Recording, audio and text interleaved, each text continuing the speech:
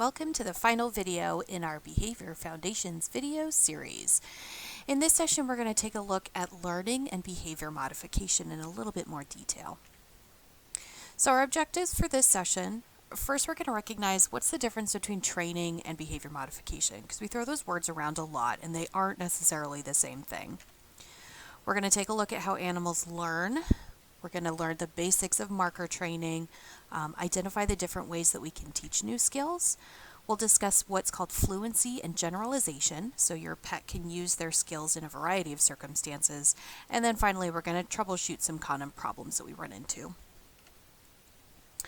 So first, what is the difference between training and behavior modification? Well, training basically means, can you follow a command if I give it to you? Can you physically sit your bottom on the ground if I say please sit?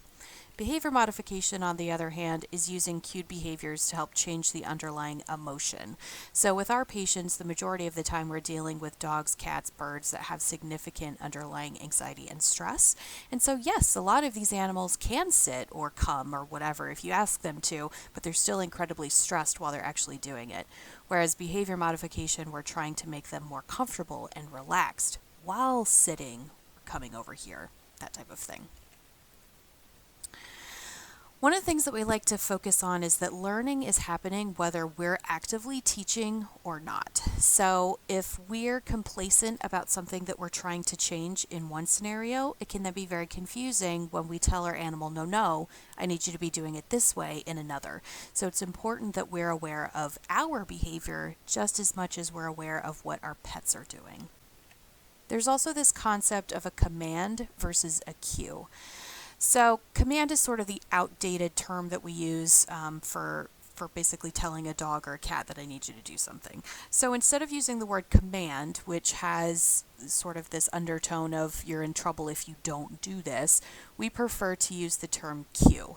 Because when it comes to behavior modification and treating behavior problems in pets, we like to focus a lot more on what they can do, what they are doing successfully, and not worry quite so much about what they're doing wrong. So a cue then is going to be some sort of stimulus that indicates to my pet that if you then do X behavior, you get some sort of reinforcement for doing so. And we'll take a look at that in a little bit more detail later on. Training your pet is an essential part of helping them integrate successfully into our human lives. We ask our birds to sit in special habitats, their cages, for extended periods of time. But birds are very social animals, so it's important that we bring them out and communicate with them and help them learn to explore and engage and navigate. Same with our cats and our dogs. It helps form a much stronger relationship between you as the pet owner and them as your loving pet if we work together on learning some things. So even if it's just a simple come over here, go over there, ask politely for something before you get a treat or your dinner or whatever, training is still an essential part of that relationship. Because again, it's ultimately about learning how to communicate with each other. Training is also incredibly reinforcing, so you're building that bond between the two of you. If I teach my puppy how to sit, my puppy does what I want, I get reinforced for the training, and my puppy gets what he wants, a cookie. So we're both getting reinforced and we're both having a fun time. So we want to ensure that we're doing that on a regular basis with our pets. Next, we're going to take a look at the different ways animals can learn. So the first one here is what we call non-associative learning. We're basically determining whether something in the environment is worth noticing or paying attention to versus not. So an example of that might be, as humans, we typically wear clothes on a regular basis. And so if I'm not thinking about the fact that I'm wearing clothes, I don't notice it, meaning I've habituated to the presence of my clothes. But now that we're talking about it, you're probably like, oh yeah, I am wearing a long sleeve shirt right now and I do have socks on. But as a general rule, if you're going about your day, you have habituated to the fact that you're wearing clothes. You don't notice it anymore. So with non-associative learning, you can have habituation versus sensitization. So sensitization basically means that, yes, indeed, I do have to worry about this thing that is over there. So for example, if a car goes driving by really quickly and it's very scary, I'm going to eventually learn that that's very important. I need to pay attention to every single time there's a car there. Next, we have social learning. So social learning has to do with relationships or some sort of social interaction that then drives that learning experience. So with domestic animals, they're typically learning through what's called social facilitation, which means one animal is doing a thing, so then I'm attracted to whatever it is that they're doing, and then I'm prompted to perform that same behavior by the thing that drew us both over here in the first place. So, for example, if I have an adult dog and a puppy, adult dog goes, "Ooh, this smells like pee over here. I'm going to go over here and pee." And then the puppy goes, "Ooh, the adult dog is over there. Let me go see what she's doing. Oh, there's pee over here. I'm going to pee on this too." So that's an example of social facilitation. We also talk about mimicry with social learning, but up to this point, the only animals we've been able to definitively say mimic each other are humans and higher primates. Dogs, cats, birds, horses, they do not learn through mimicry, they learn through social facilitation instead. So next we have classical conditioning, which is essentially learning through associations. If X always happens with Y, then I learned that X and Y are associated with each other. And we'll look at classical conditioning in a lot more detail here in a minute. But the other way we look at classical conditioning is as emotional learning. So how do I feel about this situation when it's happening? The final type of learning is then operant conditioning, where we're basically learning through consequences. And this is how we're traditionally doing our training. I ask my dog to sit, you get a treat if you don't, you get a scolding if you don't do it. So consequences. So let's take a look at classical conditioning in a little more detail. So again, this is learning through association. So what happens is the animal is frequently exposed to a stimulus that's then paired with the presence of something else that the animal naturally likes or dislikes. Over time, if those two things are paired frequently enough, the animal then develops the same sensation, motivation, emotion, response, whatever, for this new stimulus that they did for the previous one. So let's take a look at an example here. So if I have a dog who is exposed to nail trimmers, nail trimmers don't innately mean anything to a dog. It's a piece of plastic and metal. I have no idea what this does. It's just a thing. But if I pair that consistently with treats, then over time, the dog is going to go, "Ooh, nail trimmers means I get something really tasty that I love, and I'm a happy dog." So in this equation, we're going to talk about a neutral stimulus, an unconditioned stimulus, and a conditioned response. So the nail trimmers are the neutral stimulus, again, means nothing to the dog in the very beginning. An unconditioned stimulus basically means a thing that the animal doesn't have to be conditioned to like. I like food naturally. It's unconditioned. And then finally, I have my conditioned response, which means over time, I have learned that nail trimmers mean food, which makes me a happy pupper. Now, this can also happen with negative emotions. So let's say we have a kitty cat who didn't get to learn that nail trimmers mean food. Instead, this kitty cat learned that every time the nail trimmers come out, I get wrangled and sat on and people pull on my feet, and I absolutely hate it. So being manhandled is the unconditioned stimulus. Cats naturally don't like being manhandled and scruffed. Again, the nail trimmers don't mean anything in the beginning, but those two scenarios get paired together often enough, and my conditioned response is, I'm terrified of the sight of nail trimmers. Okay. So let's take a look at some other terms. So we have what's called counter conditioning. So conditioning basically means learning. I'm learning something. The counter is then the opposite. So an example here is if I have a bird who's afraid of strangers, I can use counter classical conditioning to change that perception. So I'm trying to change that underlying emotion. Counter conditioning is often frequently accompanied by what we call desensitization. So again, that harks back to our non-associative learning. So basically, I'm trying to teach the bird that the presence of this person doesn't mean anything. You don't have to be sensitized to it. In fact, I want you to habituate to it. Okay. So what that means is we're exposing the animal to that fear-inducing stimulus in a small enough amount that they're not going to be overstimulated by it. It doesn't produce the fear effect. So together, when we're using counter conditioning and desensitization, we call it DSCC for short. So in our example here, we've got our bird up at the top who's afraid of this person down here. We're going to try and use some counter conditioning to help this bird realize that the presence of a person means good things happen. So we get treats every time a person is nearby. Now then, if I wanted to use just desensitization, I slowly move my person closer to the bird, not using treats necessarily.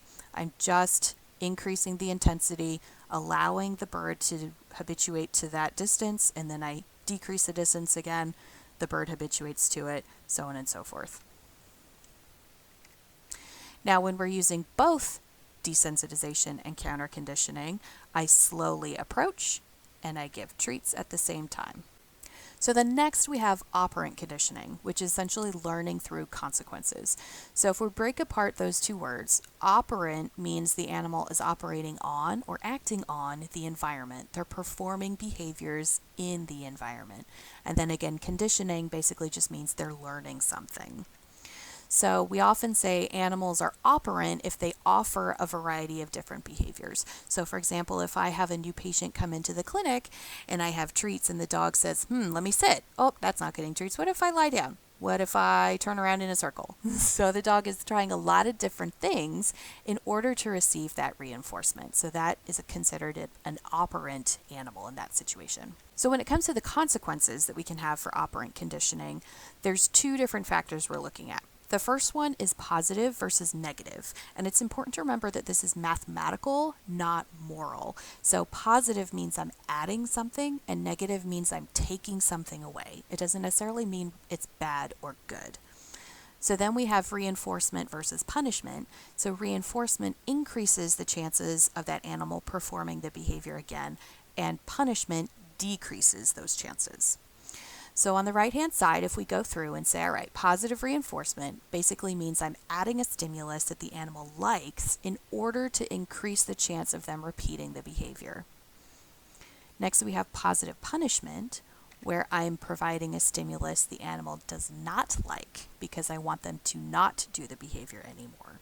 So again, I'm adding positive and I'm decreasing punishment. So therefore, negative reinforcement means I'm removing something that the animal does not like because I want to increase the chances of them repeating it. And then finally, I have negative punishment, which again, mathematically, I'm removing a stimulus that the animal does like in order to decrease the chance of them repeating the behavior. So let's take a look at a few examples. So in this first example, I have a dog that I'm asking to sit before we go for our walk. So take a second. Am I adding something or am I taking it away? And then am I trying to increase the behavior or decrease it?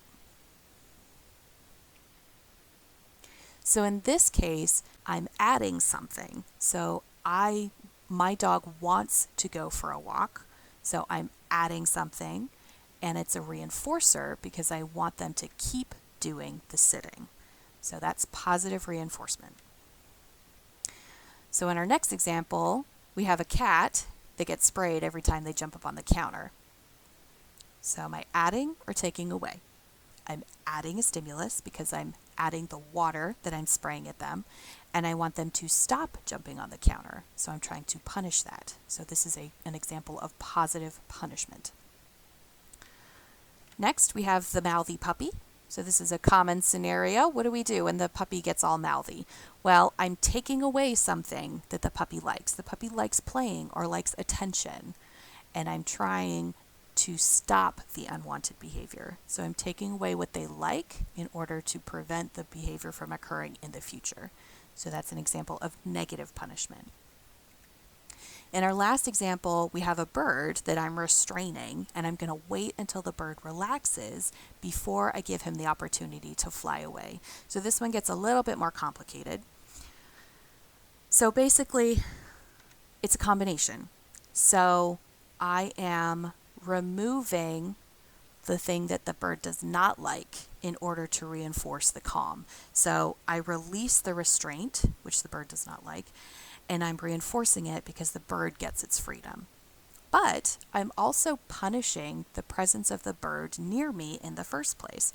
So the bird is near me and I'm holding it, I'm applying an aversive stimulus by holding it. I'm punishing either the presence of that bird being near me or whatever the bird was doing before I went and caught it. So that's one of the downsides to using negative reinforcement, because we also technically have to apply that punishment before we can then release it. So even though we've got the 4 quadrants of operant conditioning, we do also technically have a neutral consequence, which is a response that tends to neither increase nor decrease the behavior. When we're doing this, we're trying to induce extinction, which basically means a previously reinforced behavior is no longer getting that reinforcement. Really common example of using extinction is when I have a dog who likes to jump up on visitors. We say just ignore that behavior until the dog stops doing it. Well, there's a problem with using extinction. Don't get me wrong, it works, but one of the issues we run into is what's called an extinction burst, meaning the dog goes, this behavior has been really reinforcing in the past. I don't understand why it's not working anymore. Maybe if I keep jumping up or try harder or jump up more, then I'll get my reinforcement. So if we're using extinction as a training strategy, the behavior tends to get worse before it starts to get better. But once they stop performing that behavior, they stop trying it, it's then considered extinguished. Now, that doesn't mean they don't remember that jumping up never worked. So every now and then we can also have what's called spontaneous recovery. Weeks or months or years go by that my dog has not tried jumping up on somebody, but one day he goes, let's try it. Let's see what happens. So they jump up, and that's that spontaneous recovery. Yes, it was technically extinguished, but sometimes they come up in other situations in the future. So just because they, quote unquote, unlearned it, doesn't mean they forgot about it. Okay, so even though we're typically using operant conditioning to teach new skills, it's important to remember that classical conditioning is occurring in the background. So again, if operant conditioning is about teaching physical behaviors, and classical conditioning is more about how you feel while you're doing those things. If I train using mostly aversives, those aversives can then become associated with training, the cues, and the situation. So if I ask my dog to sit, they might not like to sit when I ask them to. This is one of the reasons why we focus so much on the positive aspects of, say, muzzle training, because I don't want the muzzle to predict bad things. I don't want that muzzle training to decrease the comfort level in that situation. So then the opposite is also true. If I train using a lot of palliatives, things that they really like, they're going to associate the training, the situation, those cues, as something pleasurable. So I'm manipulating that underlying emotion just as much as I'm teaching them to perform specific physical behaviors. So when we talk about operant conditioning, there's a few other factors that we need to think about. We call these the ABCs of operant conditioning. So A is the antecedent. So what happens before the behavior occurs? So this is traditionally the cue. I say the word sit. That is the antecedent for the behavior of putting your bottom on the ground. So we have the antecedent, which sets us up, then we have the actual behavior, and then finally there's the consequence afterwards. So what happens following the behavior? And again, that's where we have our quadrants: positive reinforcement, positive punishment. What is happening? Am I increasing? Am I decreasing the chances of this behavior occurring again in the future? In our practice, we focus primarily on the use of positive reinforcement and a little bit on negative punishment.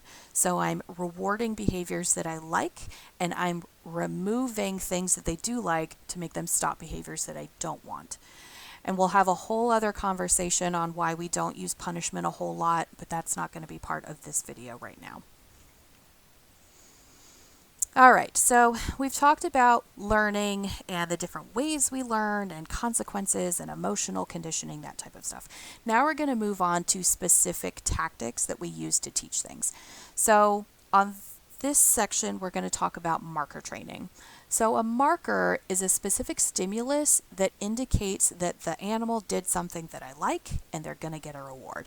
So it could be a sound, it could be a word, it could be a specific hand gesture. It doesn't matter as long as that stimulus is paired with some sort of positive reinforcer.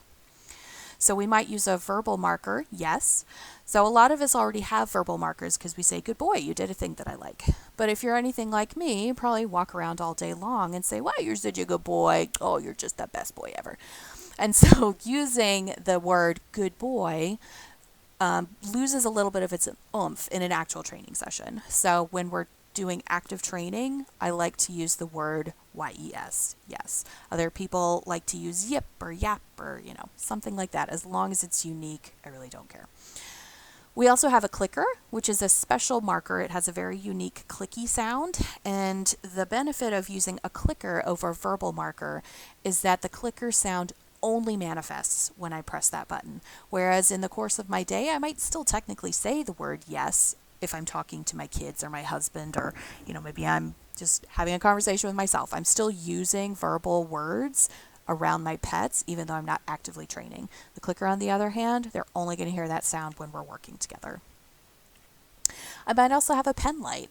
So for some animals that aren't very auditory in nature, we can use a pen light as a visual marker. We'll use pen lights a lot for deaf animals, or sometimes with our fish or aquatic training, because you can't hear the same way underwater that you do when you're out in the air. So pen lights can be a good backup. So these markers are trained through classical conditioning. So the clicker, the word, the pen light, it doesn't mean anything to the animal in the beginning, but over time we pair that stimulus with something positive. In our case, it's usually food. So the stimulus, the marker, then becomes associated with that good thing. So to ensure that that classical conditioning stays as is and a very strong association, I need to make sure that I have as close to a 1-to-1 ratio with the reinforcer as possible, meaning every single time I click that clicker, I give reinforcement. Every time I use my pen light, they get a treat for that. So I want it to be 1-to-1. The marker then is considered what we call a secondary reinforcer. So through classical conditioning, it has learned to be associated with positive things. Whereas a primary reinforcer is basically an unconditioned stimulus. I don't have to teach the dog that food is good. I don't have to teach a dog that playing is fun. It's innate. They know it naturally. So let's take a look at how we can use our marker and how we can practice using it before we actually bring it into the training setup. So first, why do we use a clicker? Well, we use a clicker because it's easier to communicate with my animal that specific thing that you just did. That's what this reinforcer is for.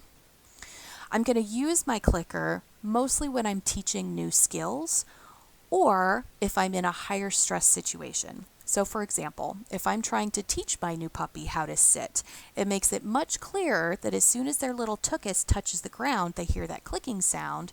Versus if I don't have a marker and by the time I reach forward to give my puppy a treat, he stands up again, it could be a little confusing. Was it the sit that was reinforced, or was it me standing up that was reinforced? So when I'm teaching new skills, the clicker can be really helpful. That said, once the animal understands what sit means and what the behavior is that gets rewarded, we don't need the clicker anymore because they already understand, they already learned that behavior. So then how do I use my clicker? Well, a lot of this has to do with dexterity and figuring out where your hands need to be when you've got the leash and your treats and your clicker and all this other stuff that we're working on. So the first thing that we need to do is practice by ourselves, and then we can layer in the actual teaching of a dog. So first thing that I want you guys to do is practice holding the clicker in a variety of ways. Like figure out what feels good and that you can use easily. So in these pictures here, we have 3 different ways of holding the clicker. So we can hold it, I'm right-handed, so I always hold the clicker in my left hand, and that way my right hand is free for giving treats or giving visual cues. So play around with your clicker and see what the easiest way to hold it is. So once we've got a good feel for how we want to orient ourselves, we need to start working on some muscle memory exercises for ourselves. So we're going to practice things like timing. So ideally, we click that button at the exact moment a behavior is occurring. So in order for that to happen, I almost have to predict that the behavior is going to occur. Next, we're going to practice doing clicking and treating. So we start by just clicking, and then we layer in the, okay, I'm clicking, and now I'm going to hand you a cookie. And then the other thing we can do is practice just watching our pets' behaviors. As they're walking around, how many times does your dog stop and sit, or stop and listen to something, or sniff the ground? Can you start to predict when these behaviors are going to be happening? Those are all important skills that we need to learn to be effective clicker trainers. So let's take a look at a video really quick. So here we are practicing some clicking and timing. Ah! That was close. Now we're layering in the treat. Click and treat. So these are skills that we have to practice, and it's important that we're fairly decent at it before we bring in our dog, because it can be really tough to learn new things from both ends of the leash. It's easier to learn it yourself first and then help your pet learn it. Okay, so next, what about our behavior? How can we use our behavior to influence the learning process? So keep in mind that the way you are oriented with your pet can make it easier or more difficult to teach a skill. So for example, the closer I am to my pet, the easier it is for them to understand, okay, I'm in a training session. If I'm trying to teach my dog to lie down, sitting on the ground can often make it easier for them because we're both already down. My dog doesn't have to crane their head back to look at me, that kind of thing. The other thing to remember is that dogs are contextual learners, so they're going to take into account what's going on and what you look like when they're learning how to perform a specific behavior.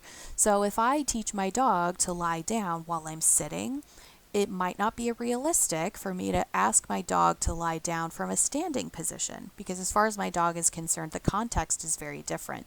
So I can start teaching it while I'm sitting on the ground, but then maybe I want to practice in a chair or sitting on the couch, and then I'm going to move on to standing up and asking for it. Now, not all dogs are going to be super sensitive to the context. Just realize that that can be part of the learning process for your particular pet. Another thing to keep in mind is whether my own body language is inhibiting the learning process. So for example, if I'm trying to teach a dog to put on a harness and I'm leaning over the dog a lot, that can be very scary for some of our pets. And so it's important that I not lean over them. I'm not staring directly at them. I don't have this very big, scary outline of my body whenever we're working on something. So if we take a look at this video really quick, you can see how we might work on the harness process without leaning over the dog.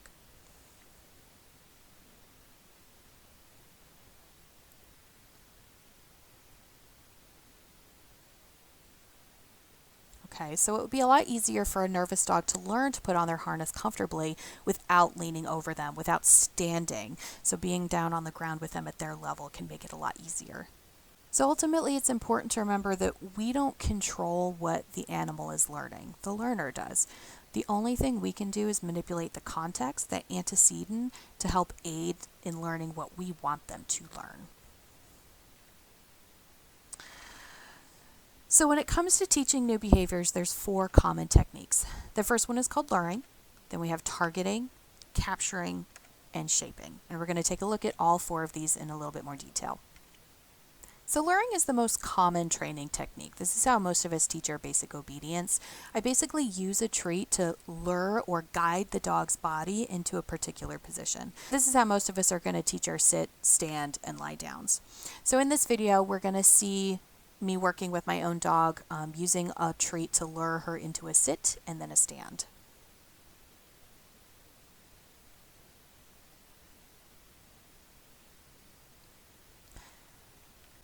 Next is targeting. So what I'm doing here is I'm teaching the animal to touch a part of their body to another object. So an example would be a nose touch, or a paw touch, or a wing touch, or a foot touch. You know, I can touch my foot to a stick, or I can touch my nose to a plate. They're all technically types of targeting. So a few examples. We can do a nose touch.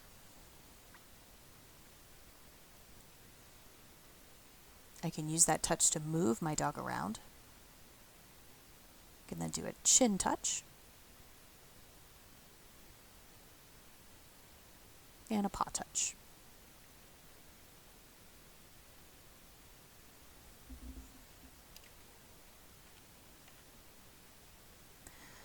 So capturing then We're basically waiting for the behavior to occur naturally. I'm going to control the context, that situation, to make it more likely that the animal is going to perform the behavior. So in this video, we're taking a look at a dog learning how to lie down from a standing position. So as you can see, I have him tied to the coffee table. I'm ignoring him. I have my treats. I'm just reading a magazine, and I'm going to wait for him to perform behaviors. So for several minutes, he just kind of stands there staring at me. But eventually he gets bored and wanders off and goes and lies down. So then I'm going to mark that action of lying down and give him a treat. And I'm also going to do what's called a reset, where I'm going to toss the treat so he has to stand up and go get them. The reset is important because I'm trying to reinforce the action of lying down, and if he's already lying down, he can't do it again. So the first time, he goes, woohoo, treat. But I have no idea why I got a treat. So maybe if I stand here and stare at you, I'll get another one. But again, I'm going to ignore you. Dog eventually gets tired, bored, and lies down. And then I mark and treat.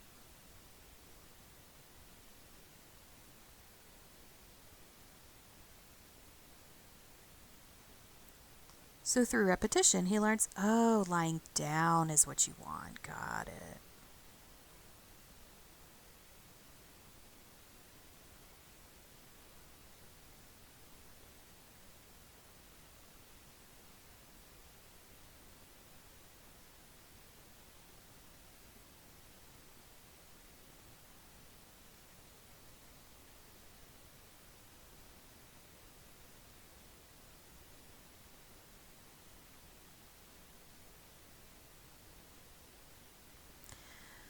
So at this point, the dog knows that lying down is rewardable, but I don't have a way of actually asking for the behavior yet. So when it gets to the point that I can tell my dog is about to lie down, that's when I'm ready to add my cue. So I can see he's lying down, I say the word down, I mark and reward just like before. Down. And I'll do this several times, just because I want him to understand that the word means do the behavior. So we're learning through association now. So again, with capturing, I'm waiting for the dog to perform a behavior. I reinforce it, and then I add a word or cue or stimulus to indicate I would like you to do this thing. So next, we have shaping. With shaping, I'm going to take a big complicated behavior and break it down into smaller steps. So if we use down as an example again, some dogs might not understand how to lie down that quickly. So maybe rather than be waiting 20-30 minutes for them to lie down on their own, I say, what behaviors can you do that's closer to a down than what you're doing right now? Okay, so here in this example with Daisy, I'm first going to reinforce holding still, being on the mat.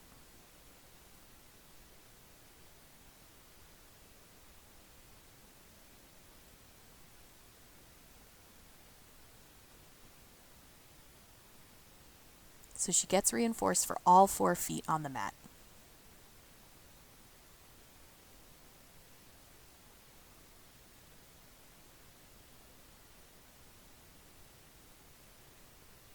And then she gets reinforced for sitting.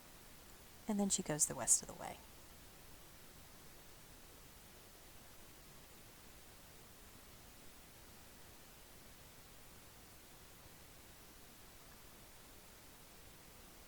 So here's some shaping with a muzzle. First, I'm going to reward any interest in the muzzle at all.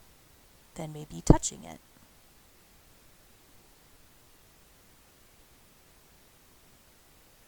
Then your nose going in it.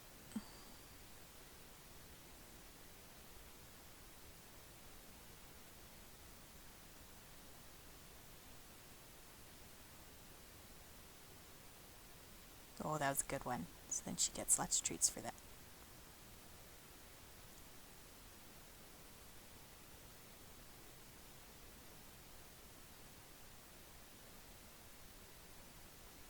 And then we can shape some duration too. So again, with shaping, I'm taking like that big complicated behavior and I'm breaking it down into baby steps. Because it's not realistic for me to whip out a muzzle and say, dog, put your face in here, hold still while I buckle it up and then wear it for 20 minutes. we work on it in baby steps first. So for a lot of our critters, it's not enough that we teach them to do a behavior. We also have to help them with what's called fluency and generalization. So there's 6 aspects of fluency. We have speed, latency, precision, distance, duration, and distraction. So speed basically means how quickly can you get through the behavior. Latency is how quickly do you start the behavior after I cued it. Precision is how similar does it look each time you're performing the behavior. Distance is how far away from me can you be and still do it. Duration is how long can you maintain it for. And then distraction is what can you ignore in the environment and still perform the behavior. So the first 3 aspects of fluency are really more for sport animals. We don't worry so much about speed, latency, and precision with our behavior modification. And then generalization is the ability to perform acute behavior in a variety of circumstances or situations. So we have to help our animals learn both of those things. So let's start by looking at how we can help teach distance and duration. So first, I need to identify the baseline. So what can my animal successfully do at a distance and how long can they hold it for? What's my ultimate goal? So for example, if I'm trying to teach a dog a downstay while I go and answer the front door, the distance would be from their down spot to the door, and the duration might be 2 or 3 minutes because I need them to be able to stay there while I'm talking to the delivery guy and giving him money or whatever. Okay. So while I'm specifically working on distance, I'm going to make sure those other aspects are kept fairly easy. So I'm not going to make the duration very long. I'm going to keep the environment really calm and relaxed so you can focus. So as I'm working on that one aspect of distance, I'm going to gradually increase the difficulty, but I'm not going to constantly make it harder and harder and harder. Every now and then, I'm going to throw in a couple breaks or resets, as we call them, and then some easier repetitions. So that way they don't get too discouraged. So here's an example. If repetition number 1, I want to be able to get 6 inches away from them during their downstay, I say yes, and I return and give a reinforcement. And then I back up 6 inches and I go yes, and I return to give reinforcement. And then maybe the next time I'll make it a little easier, so only 9 inches away. And then for repetition number 4, I'm going to toss a treat away so that the dog can stand up, stretch his legs, go get a cookie, and then he can come back into his downstay, so on and so forth. So it's not constantly harder, and he gets breaks periodically. The question then comes up, what if they mess up? Well, I'll start out by resetting them. Maybe I'll toss a treat away, let them stand up, stretch their legs out, and then I'm going to ask them to come back to their starting position, put them in their downstay. And I'm going to try again, but this time I'm going to ask for something a little easier. So if we originally tried the 12-inch distance and that's what make them break the downstay, maybe I'll go back to the 6 inches and we'll just reinforce 6 to 9 inches several times until that's much stronger, and then I can try the 12 inches again. The other thing I'm going to keep in mind is maybe I need to give my dog a break sooner rather than later. Maybe I did 6 or 7 reps in a row, and that was just too much for them. Their ability to concentrate for that long a period of time is just not developed enough yet, so I'll do resets maybe after 2 or 3 repetitions. So it's just like anything else. We're training this skill. I don't want to push too hard in the very beginning. I want to work on some of those basics and then gradually build up the strength as we move on. All right, so now let's say we've reached that distance goal. I can get all the way to my front door while my dog is in a downstay in the living room. Now I'm going to move on to that next aspect of fluency. So we're good on distance. Let's do duration next. So essentially the same thing. What's my baseline? What's my goal? I gradually make it a little bit more difficult while giving them plenty of opportunity to reset, take breaks, and come back and try again. While I'm working at the beginning of duration, distance and distraction are not going to be a factor. So I will stand right in front of my dog while I'm working on duration. Only when both duration and distance separately have met their goals am I going to start working on both of them at the same time. And I will slowly intertwine the two of them. So maybe my distance will be 2 feet and my duration is 10 seconds. And then next time, maybe my distance is 1 foot, but my duration is 30 seconds. So I'm going to start mishmashing those two things together. So teaching distance and duration is the easy part of fluency. Distraction then is a lot more challenging. So distraction training is the ability to filter out all of that external stimuli. Back in our management video, we talked about arousal. So arousal is just the intensity of an emotion the animal is experiencing. It's neither good nor bad.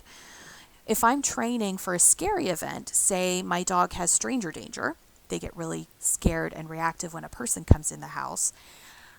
Ideally, I don't want to put a stranger in the line of fire while I'm working on this desensitization program. So instead, what I could do is develop arousing situations that are actually positive. So maybe my dog has really low self-control when it comes to a ball being tossed in front of their face. It's not scary, but it increases that arousal so that we can teach him how to rein that back in under this training setup. So again, it's training arousal, control of impulses, not necessarily scary emotion versus happy emotion, right? So when I'm going to start working on distractions, the first thing I want to do is develop a distraction hierarchy. So I label scenarios 1 through 5, and then I tell myself these are the different situations in which my animal will be more or less aroused.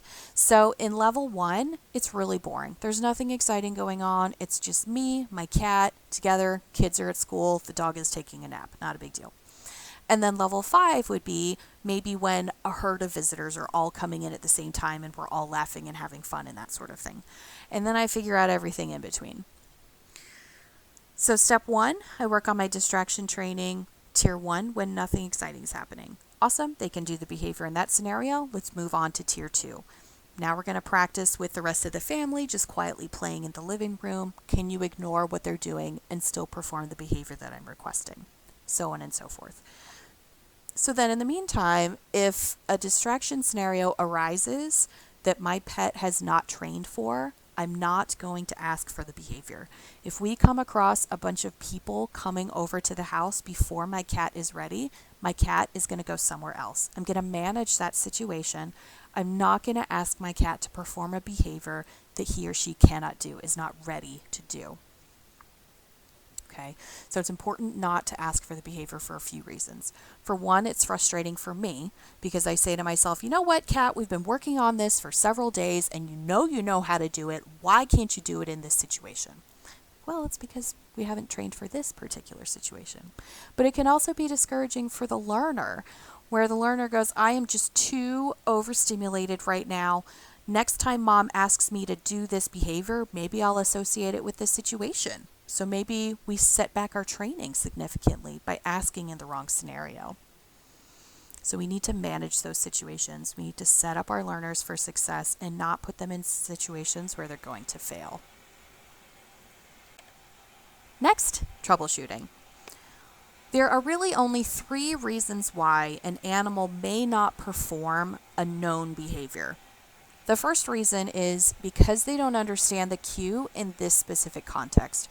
Remember, some animals are far more contextual with their learning than others. So if I haven't trained my dog how to come sit down, stay outside or at the park, but he does it great at home, he may not understand the cue in this particular context. We have to have a training session to help him understand and generalize that behavior. The next reason is they might be too distracted or too anxious. They can't focus on what you're asking them to do. So I see this a lot in veterinary practice where the dog is anxious that they're at the vet and they're going to get poked and prodded by something, but I keep asking my dog to sit and they can't do it. Well, why not? You know how to sit. I'm like, no, it's because they're too anxious and that anxiety is blocking the critical thinking, that critical action center. And then finally, we might have accidentally poisoned the cue. So what that means is I trained a behavior using positive reinforcement. Recall is a common scenario. We did a great job of teaching this cat how to recall. But over time, we start sort of taking advantage of that cue and saying, all right, Fluffy, come here so that I can do your ear meds, or come here so that I can do your nails, or come here because you need to get off the deck. It's time to go to bed. So we're providing punishment every time we ask the animal to do the behavior. We're no longer reinforcing it. We're only punishing it. So we have poisoned that cue and the animal no longer wants to perform that behavior. All right, so some other questions and scenarios that I run into. Why do we always use food? Well, food is sort of the universal downer. If everything in your pet's world can increase arousal, food and rest are the only things that help them come back down. So, yes, we can absolutely use play and cuddles and toys and that type of stuff depending on the situation. But if I'm trying to promote a state of relaxation and calm, food is the best way to do it. Will I always need to use food? It's kind of a loaded question. We often compare food reinforcers with our paychecks. There are plenty of people who work for free. They volunteer because they get a lot out of it. Dogs are the same way. But many of us do our jobs because at the end of the week, we get a paycheck. I get reinforced for doing my job. And that's what we're doing with our pets. Yes, a lot of them will intrinsically enjoy doing what you ask. But it's always a good idea to go ahead and give them a paycheck once a week anyway. Or in this case, after the behaviors are performed. So ideally, yes, we do always have food as a reinforcer, even though we don't have to use it as frequently once those behaviors are stronger. And we're going to take a look at intermittent reinforcement in a few minutes. So this is where we run into what's called the PREMAC principle, where basically I use a situation the animal really likes to reinforce a behavior or situation that the animal does not like.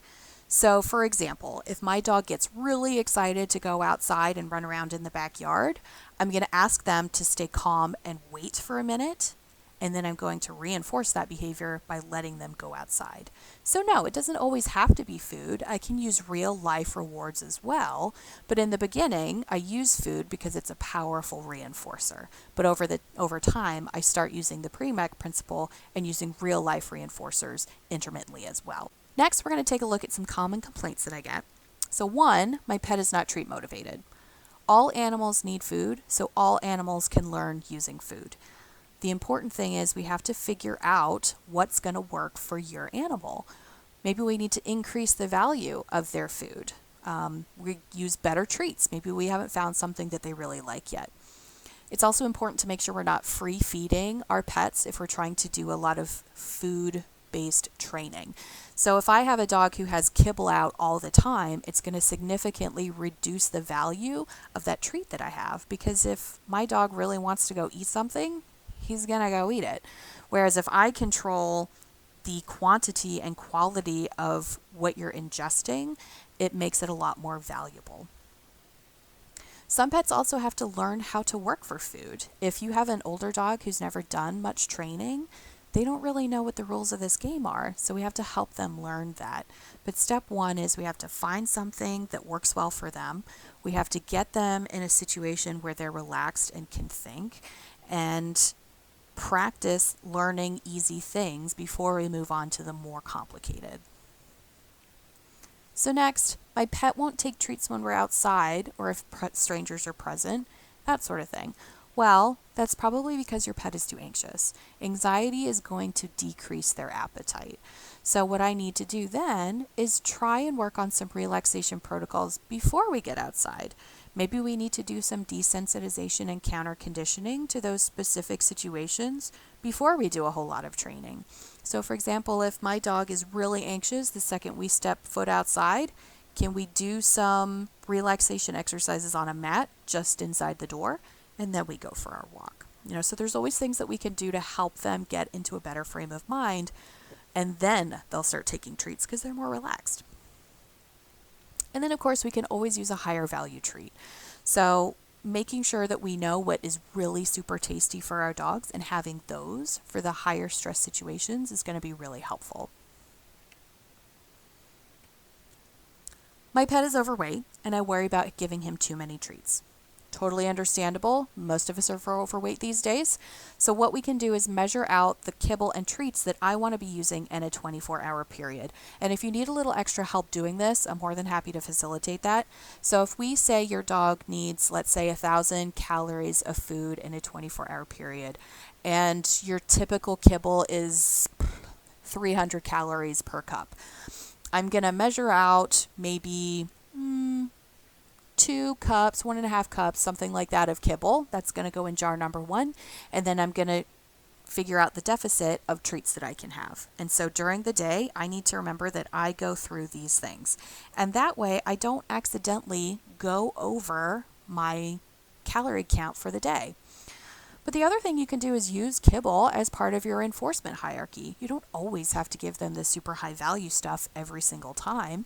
Maybe have a little mixed bag with some rotisserie chicken chopped up into little pieces and some kibble. The other thing is to make sure your treats are really small. I always want them to be less than 1 centimeter in diameter, more so if you have a dog or cat under 20 pounds. Really, really tiny. Dogs and cats are not super great at determining volume or quantity, so don't feel like you have to give them a huge treat every single time they do something you like. I want it to be super, super small. And then finally, you can use lower calorie foods, fruit, vegetables, marshmallows, Cheerios, little things like that. You can get really creative with the kind of treats that you're giving them.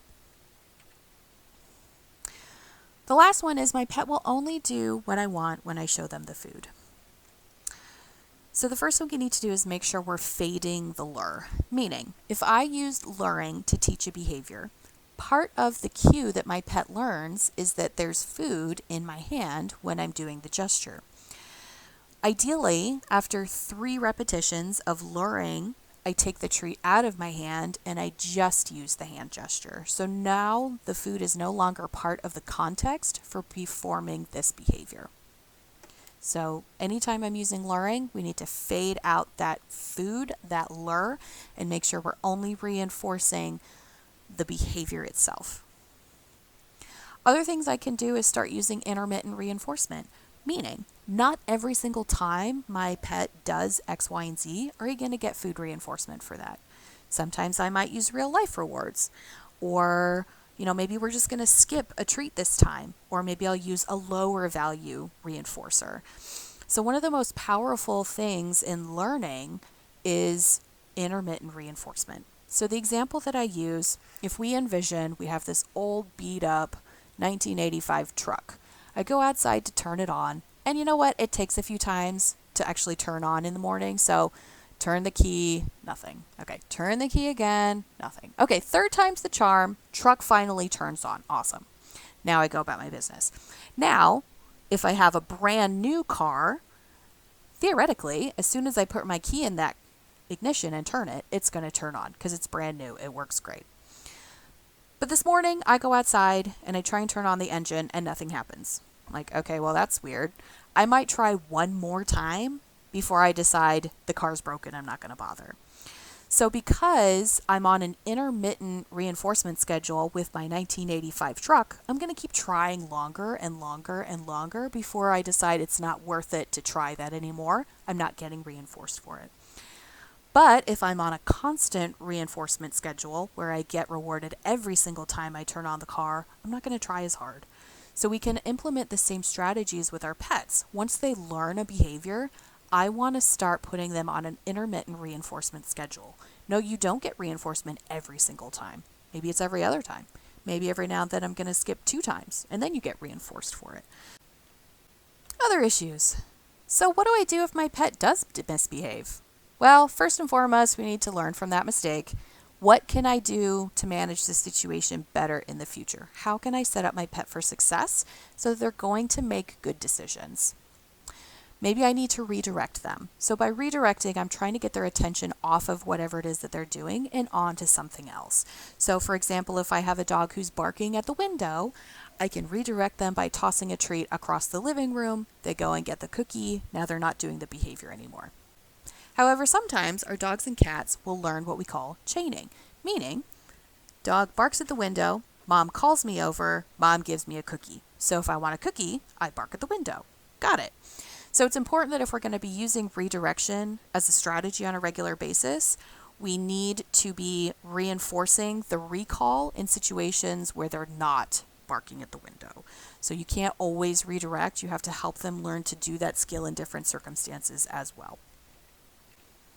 Last, we can ignore. That's that neutral consequence that we talked about. We're waiting for the behavior to extinguish. However, just like we talked about earlier, sometimes we have that extinction burst where the behavior becomes much worse than it was before it starts to get better. The other aspect of ignoring is sometimes you can't ignore it. If I have a puppy with super sharp puppy teeth biting at my ankles, I can't ignore that. I'm going to try and redirect it, or I'm going to put you in timeout, something. I can't just ignore that behavior. How will my pet know if they misbehave if I don't tell them? Misbehaving for the sake of misbehaving, thankfully, is not something that our pets do. So I don't necessarily need to make a big deal about them misbehaving. There's no such thing as a stubborn dog, vengeful cat. They have no sense of morality. It's truly, this is what I think I'm supposed to do in this situation, so I'm going to do it. Our goal then is to teach them to do what I do want and set them up to make that choice in the first place.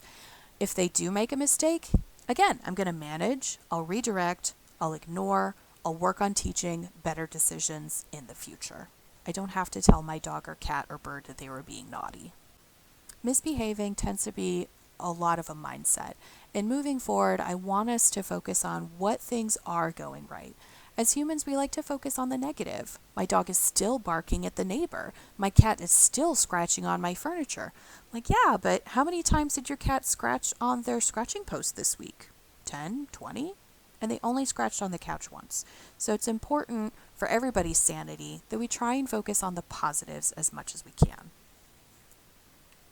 We will explore punishment techniques and some of their downfalls in another video, but we won't focus on that too much right now. Whew. All right, so that was the whirlwind tour of behavior modification. Learning can occur in several different ways. We can learn behaviors through consequences, or we can associate feelings with certain scenarios. I can learn through social facilitation. I can learn things are important or they're not. Behavior modification, as a general rule, is going to focus on the emotional component, and training focuses more on the physical movement. In our world, we need both. So for some pets, it isn't enough to just teach the behavior. We need to teach them to use it in a variety of contexts and situations. There is always a reason why your pet isn't responding to your cue.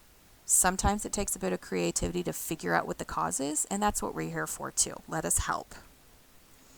There's still a lot to know about behavior modification, learning, and training, but I really hope this video at least got you started on the right path. So what's next? First and foremost, make sure you finish reading your discussion summary from your initial assessment, schedule those follow-up appointments as recommended, and then know that you can always email or call us with any specific questions or concerns that you come up with. We're a team. Let us help.